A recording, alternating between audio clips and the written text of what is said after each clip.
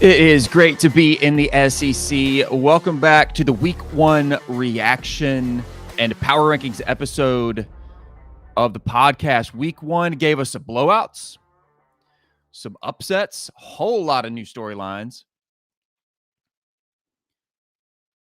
And this morning, we're going to do it countdown style. Power rankings 16-1, each slot doubling as the recap. So we're just going to kind of do it all in one stream here. Let me clean up my screen real quickly here. Should make it a little easier for you guys. There we go. All right, we're gonna get right into it. Switch on over. We're gonna go backwards. So if you're not on YouTube, please join us on YouTube. Because we've got the graphics up on screen, or Spotify. They do video podcasts as well. YouTube Music also now shows the podcast in video form. So wherever you are, however you're listening or watching, we appreciate it. Appreciate you being here for this one. So here we go. The number that you're going to see here is my composite score for the power rankings. And I put this out on Twitter this morning. This is going to be very volatile, y'all. I'll show you the full graphic here as well. It's always on my website, updated every week.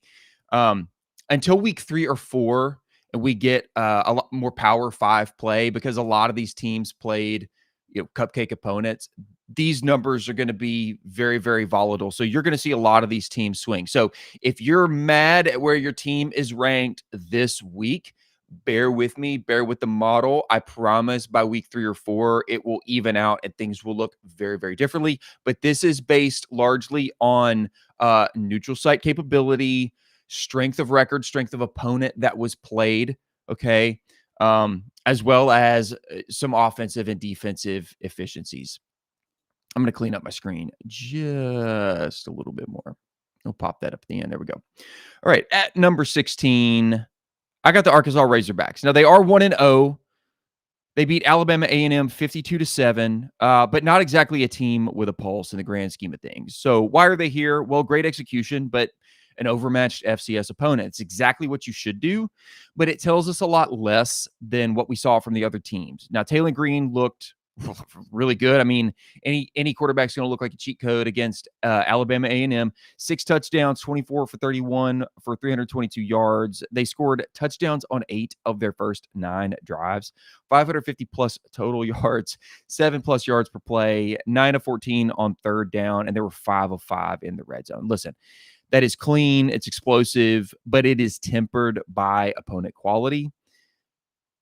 But that fit in the new offense pops. The arrow is pointing up for Arkansas for sure. The schedule will calibrate this ranking fast. So bear with me, okay? Bear with the model. Give it a couple weeks. This thing will really start to settle out, all right? Next up at 15, again, some people probably not going to be happy with this, but again, somebody's got to be here. I got the Vanderbilt Commodores, 1-0 as well. 45-3, but it's Charleston Southern. They handled business, but you still need some Power 5 proof, right? Diego Pavia was sharp, 20 of 25 for 275, 3 tutties, 500 plus total yards. The defense forced multiple takeaways, conceded just a field goal.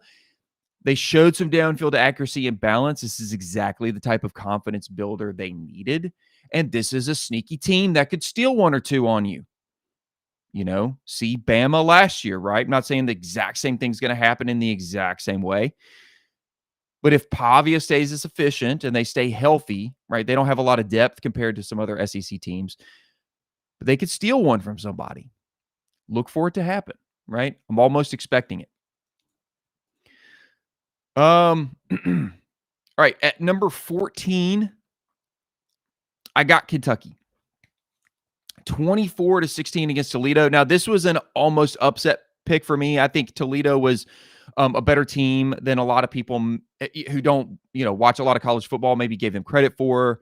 But Kentucky handled business on their own field. And I never said Kentucky was going to lose this game, by the way. I just said watch out for Toledo because that was a sneaky good team in week 1 if you're not prepared. Kentucky survived. It wasn't exactly convincing. 8 points on a home field. It was a sluggish start. I think they might have even trailed at one point, but the offense leaned on Dowdle, 129 yards, a touchdown on 14 carries, 50-yard burst that finally created separation. 2 of 11 on third down. Passing game was very conservative. Defense did most of the heavy lifting. I think this is more of like a win and learn vibe. The Wildcats are going to need more rhythm and obviously explosives from the passing game, but that is just something we have not really seen from Kentucky in the Mark Stoops era. So remains to be seen what we see out of Kentucky. I'm pretty low across the board on Kentucky this year, but we will see. Like I said, it's just a week one sample size. It's a very small sample size, and this is just a power rankings model, right? This is not extrapolating an entire season. This is just a week-to-week model. So a lot to be proven, a lot to still flesh out on the field here.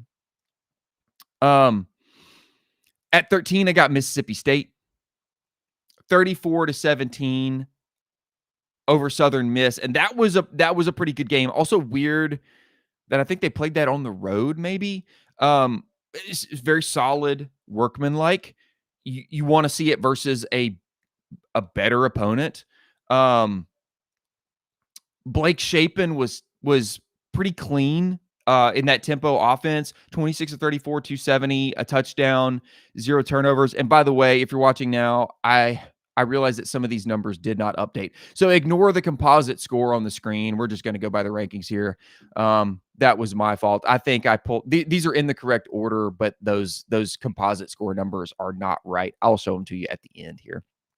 Anyway, State rattled off 24 straight, I think, after maybe an early deficit, controlled third down and time of possession. Defense allowed just a couple late explosives, but largely smothered the Golden Eagles. So good install next. Like a lot of these teams, you got to prove it against power competition. All right. You're either going to be really mad at this or show some contrition. Number 12, I got Alabama. I got the Crimson Tide. It was a thumping. Florida State 31, Alabama 17. This has been talked about already. I'm a little late to this episode. So this has already been dived into and explored. A very rare week one stumble for the Crimson Tide, but I think one that exposes probably some early concerns. Number 1, Ty Simpson. Like a lot of those drives stalled out. He just looked flustered at time. Offensively, though, hear me out here. This is my biggest takeaway. Offensively, I still think they have time to figure some stuff out. I do. Again, week one sample size. I still expect Alabama to kind of end up in the top 5 or 6 in the SEC, regardless of what we saw this weekend. Like, I'm not one that's just kicking them out the door. I know a lot of people are. I'm not. I still think that defense has potential. What we saw was lack of effort and laziness, and they got gashed on the ground. Explosive runs, quarterback mobility, that was an area that they got absolutely exposed in. There's still plenty of talent on that team, and this is Alabama, but they're going to need to tighten up run fits, tighten up pass pro very quickly.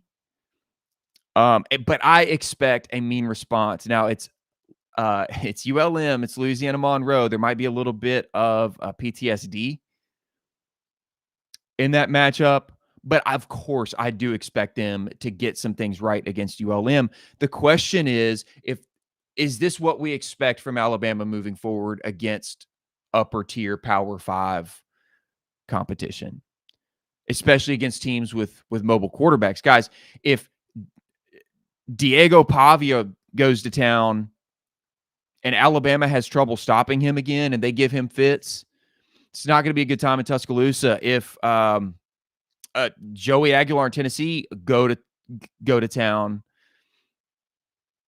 and give them problems with some quarterback mobility and a really strong run game, based on what we saw week one, it might be a bad time there in T-Town. So I still think the offense has time to get it right, but what we saw in week one, even though it is a one-game sample size, does leave plenty of room for concern.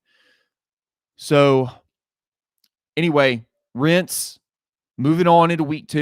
You can't dwell on it. What's done is done, and we're going to keep moving on in the power rankings as well. At number 11, I got Oklahoma, Boomer Sooner, 35-3.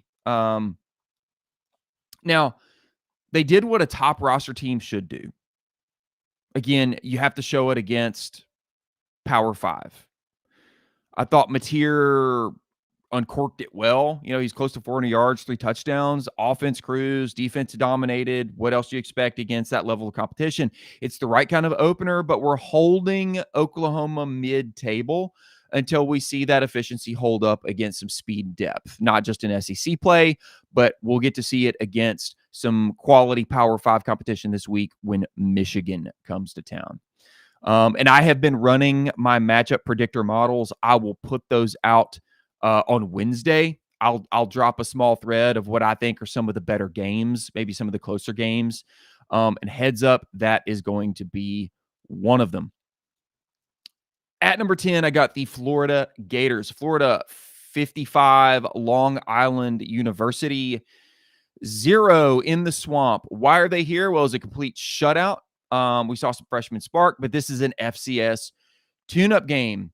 DJ Lagway, 3 touchdown passes, very good command of the offense. Defense pitched a goose egg. You always love to see that regardless of the level of competition. Even when you start emptying your bench, you still want to see those second, third string guys hold up. So it was encouraging execution, very clean situational football. The leap comes when we see red zone and early down success rates hold up against some Power 5 front. So I know a lot of people are really high on Florida this year. I am not as high on Florida as some other people are. Likewise, some national voices were very low on some other teams like Tennessee and Auburn, who maybe will prove to be a lot better than preseason hype was telling them. So I'm kind of flipped, but that's because I run my own numbers here in-house. And so I'm a little lower on Florida. I was always much higher on teams like Tennessee, Auburn, even Oklahoma and Texas A&M to an extent. So that's where I'm at. Middle of the road for now, but a lot of upside to prove, and the Gators absolutely could prove it. They could absolutely end up in the top 5 in the SEC. So it is wide open for them for sure. At number 9, I got Mizzou, 61-6 over Central Arkansas. Statement volume, but again, that quality of opponent is going to limit the bump that you get here. Quarterback Bo Prabula, very efficient, 23 of 28 for 283, 2 touchdowns. Hardy, 100 yards on 10 carries and a touchdown. Tigers scored in every quarter. They showed pace, depth, very balanced success rate. It's exactly how you want to tune up. Now we're eager to get that Power 5 barometer. They got Kansas coming to town. I think Vegas has that within a touchdown. My number might have been a little bit closer than that. So I think Mizzou will win that game. That's one. I'll put out my matchup predictor model on Wednesday. But I got Mizzou winning that game. But it definitely should be a higher quality test for the Tigers. At 8, I'm putting the Texas Longhorns. Now, personally, I do believe that Texas is a top 3 team in the SEC for sure. They might even end up back at number 1 in this model. Again, we're going to have to wait until week 3 or 4 for this model to really start to settle. And if anybody out there watching remembers last year, the top 3 or 4 will really settle in after week 3 or 4, and the bottom 3 or 4 will really start to settle in after week 3 or 4. And the middle of the pack, where those scores are only changing maybe a couple points. It's all out of 100 on a normalized score basis.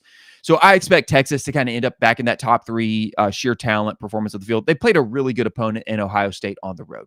Not many teams are going to come out on top of that game. It was a really tall road test. Still think that the Longhorns are really good, but again, some of this power rankings model is based on offensive and defensive efficiency. And so that's why they're sitting at number 8 now. Personally, I'm a lot higher on Texas than what this model is showing. But 14-7 final score there. They fall in the shoe. It's a quality loss. I know nobody likes to hear that, right? But it is a quality loss.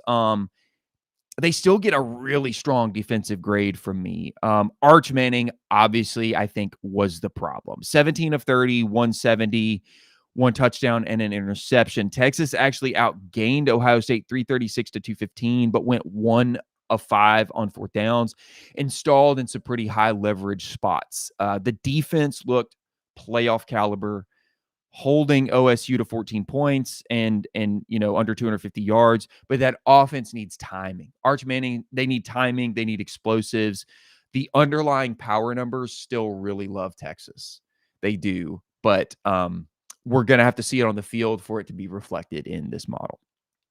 All right, moving on. At number 7, I got South Carolina, the Gamecocks. 13. No, sorry. That's the wrong score here. Give me a second, guys. Let me pull this back up. It was not 13-5. It was sorry,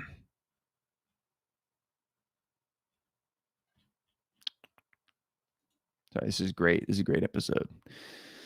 24-11. Excuse me. Yeah, I got the score completely wrong on that one. Sorry. 24-11. They pulled away late. Vatek kind of had them close for a little bit, but that was a gritty Power 5 win. That's why they're a little higher in my rankings. That offense is still warming up a little bit of a throwback slugfest. Odd score line, thanks, I think, to a safety. But Lenore Sellers managed it very, very well. Really great throws to Harbor. Defense was flying around. They forced some mistakes. They kept Vatek out of the end zone most of the night. Is very physical, very, very, very physical, very sound on special teams. So the next step for them is a little more early down efficiency on offense, but I think the Gamecocks are going to be very, very good. They are definitely, I think my preseason model was liking them to be in the top half of the SEC all year. That was not the case last year. So very high. I think the Gamecocks have a pretty good, solid 8-win season probably ahead of them this year.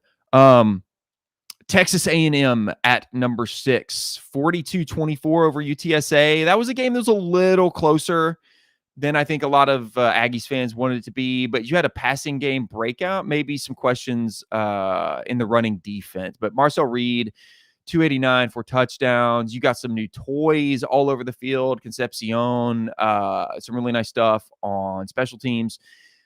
Craver, 122, 2 touchdowns. Now, Robert Henry Jr. from UTSA hit them for 177 on the ground and a 75-yard long. So if they can shore up the run fits, I think what they have in the explosives in the passing game makes A&M a really, really scary offense for a lot of teams, right? I think A&M is showing some stuff that they have not shown in years past. Number 5 here. So, very, very different from years past, especially the last 2 years. I've got Auburn at number 5 in, following week 1 of the power rankings. It was a road win against Baylor. So Power 5 opponent. The model likes that. 38-24. So a 2-score win. One of the weekend's best wins away from home. The top, obviously, we're going to get to here in a minute. But the Tigers steamrolled 300 rushing yards. Jackson Arnold was a true dual threat, 137 on the ground, 2 rushing touchdowns. Now they're going to have to get it through the air a little more. They're going to have to get Jackson Arnold comfortable through the air. But on the ground, they were very, very good. Controlling first down, controlled time of possession. This was an old school SEC formula. Baylor threw for a ton of yards trying to chase, but Auburn held the stops that they needed to, held the 2-score cushion. They found an identity, guys. It's power run and quarterback legs. That's a good formula. They just need to get it going through the air a little bit more. Number 4, I got sorry. Oop, these are wrong. I got these in the wrong order. No, I don't. Number 4, I got Tennessee. I like Tennessee a lot. I was higher on Tennessee coming into this season than a lot of people were because I didn't think Joey Aguilar was going to be the biggest question mark. A lot of people thought him at quarterback was going to be the biggest question mark for the Vols. They have defense and they can run the ball. That's all you need in Tennessee's offense. The quarterback doesn't have to be elite or great. They just have to be good, and that offense can make them great. 45-26 over Syracuse on a neutral site. Offense answered the offseason questions. There was the highest offensive grade from Pro Football Focus that they've had since 2016. Joey Aguilar passed the test. Early touchdown to Braylon Staley, who flashed 95 yards off 4 grabs. They jumped out to 17-0 and just cruised past 500 yards total. Run game showed burst and balance. They were pretty much exactly balanced, passing and running. Now, the defense allowed some chunk passes from Angeli, but that's because Syracuse was playing from behind. They were not going to run the ball. Tennessee was not allowing them to run the ball. So they did get some opportunistic chunk passing plays, but they had a scoop and score, pick six, whatever you want to call it, on defense, and a lot of hustle plays. Just clean it up on the back end, especially in the secondary. And this is a complete contender. I think Tennessee still has dark horse college football playoff potential. Not saying they are. I'm saying they still have that potential this year with the defense and the run game. They did have a lot of injuries, though, and that is very concerning. That is very concerning. So hopefully they can stay healthy enough there. But that defense, as good as that defense can be, they don't need to be as good as they were last year. They just need to be good enough because the offense, in my opinion, is going to take a huge step forward from where they've been the last 2 years. Probably the best offense, I think, hands down since 2022.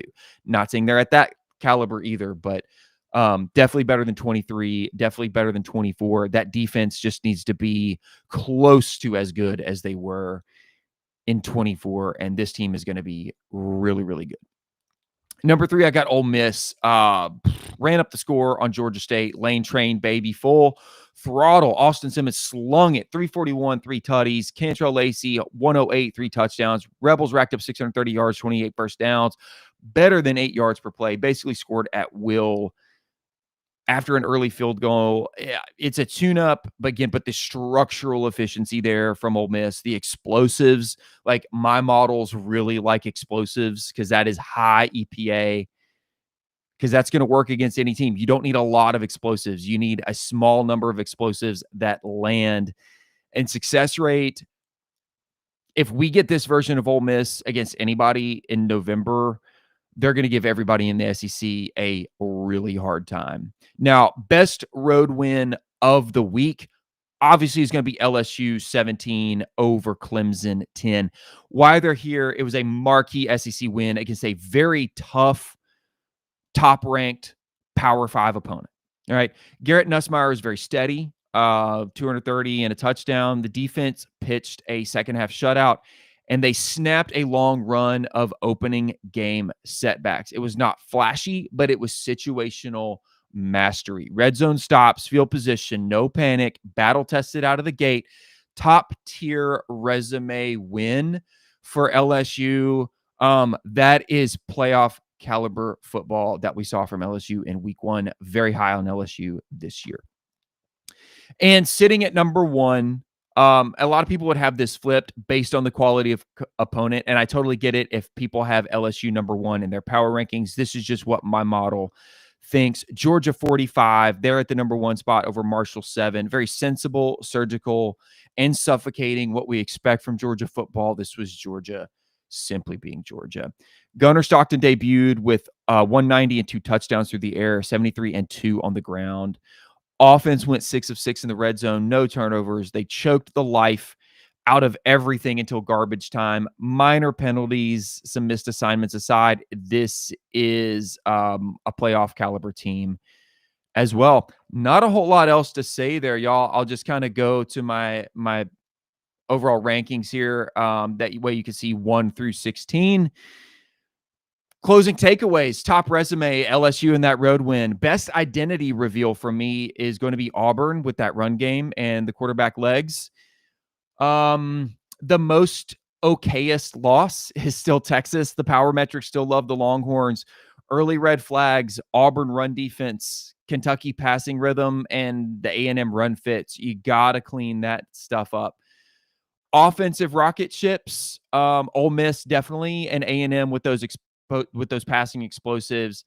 Defense that is going to travel, Georgia, LSU, Texas, and South Carolina. Folks out there, it's your turn. For those of you tuning in right now, I can see you. Appreciate you being here. We're going to wrap up this episode now. Who's too high? Who's too low? Who is just right? Drop your own 16-1 in the comments. Smash the thumbs up. Please subscribe if you are not already. And follow me on Twitter or X at SEC Recap. Check out the Bonfire store, bonfire.com/store/SEC Recap. Check out my Saturdays collection, brand new there. Some great stuff. I'm not sponsored. I I don't receive any money for making this stuff. I run my own models, and I do this for fun because I love college football. In particular, I love the SEC. So appreciate y'all being here. Appreciate you tuning in as always. I will drop my matchup predictor models on Wednesday, and I will drop the episode by Thursday morning. We're going to have some midweek stuff to talk about and some week 2 preview. Guys, it is football season. This is the SEC recap. Until next time, thanks for tuning in. We'll catch you on the next one.